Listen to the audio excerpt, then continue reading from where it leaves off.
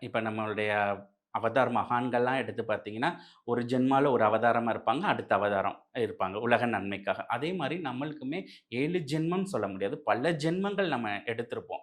So ஒவ்வொரு ஜென்மங்கள்லயும் நம்ம செய்த கர்ம வினைக்கு பிரகாரம் எடுத்திருப்போம். ஆனா, எப்போ நம்மளுக்கு அந்த ஜென்மம்ங்கிறது கம்ப்ளீட் ஆகும்னா, நம்ம ஒவ்வொரு பிறவியுமே இறைவன கண்டுபிடிக்கிறக்காக தான் பிறந்திருக்கோம்.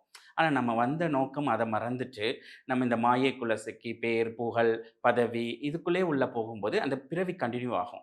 அப்ப இந்த பிறவியோட கர்மாவே ஃபுல்லா கட் ஆயிருச்சுன்னா, பிறவி கிடையாது. அது எப்போ கட் ஆகும்னா, நம்மளுக்குள்ள இருக்கிற அந்த ஆத்ம தேடல் ஆரம்பிச்சு, இறைவனை என்னைக்கு உணர ஆரம்பிச்சு, இறைவன் மட்டும் தான் பிரதானம், அவருடைய பாதார விந்தம் தான் போகணுங்கிறத அந்த மனதுக்குள்ள வரும்போது, அந்த ஜென்மா கட் ஆகும். ஸோ, அப்ப இந்த ஜென்மாக்கள் மறுபடியும் எடுக்கிறோம்னா, இப்போ நினைப்பீங்க, யாரோ ஒரு நபர்ட்ட நீங்க கொஞ்ச நாள் தான் பழகியிருப்பீங்க. உங்களுக்கு ரொம்ப அட்டாச்மெண்ட் ஆயிருக்கும். ஏன்னா, அது சொல்லுவோம் நம்ம கூட, "அது போன ஜென்மத்தோட பந்தம் போல" அப்படின்னு. ஏன்னா நம்ம இங்க சந்திக்கிற சூழல்கள், மனிதர்கள் எல்லாமே கர்மாவோட கன்டின்யூட்டி தான். இப்போ உங்கள வந்து ஒரு லட்சக்கணக்கில வேற ஏமாத்திட்டு போயிட்டாங்கன்னா, இத்தன பேர் இந்த உலகத்துல இருக்கும்போது, உங்கள ஏன் வந்து அது ஏமாத்தணும் அப்படின்னு பார்த்தோம்னா, இவர போன ஜென்மால நீங்க ஏமாத்தியிருப்பீங்க. அதுதான் உண்ம. அத ஏத்துக்கிட்டீங்கன்னா, இங்க ஸ்ட்ரெஸ் ஆக மாட்டீங்க. நம்ம நம்ம குடுத்த கர்மா தான் நம்மளுக்கு திருப்பி வருது.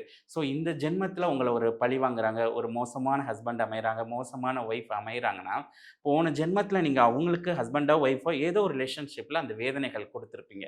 இப்போ திரும்ப வருது. அதனால இந்த ஜென்மத்திலிருந்து தொடர்ந்து இந்த கர்மாக்கள் வர்றதெல்லாம் அது 100% உண்ம. அதுதான் நம்ம சஃபர் பண்ணிக்கிட்டே இருக்கோம்.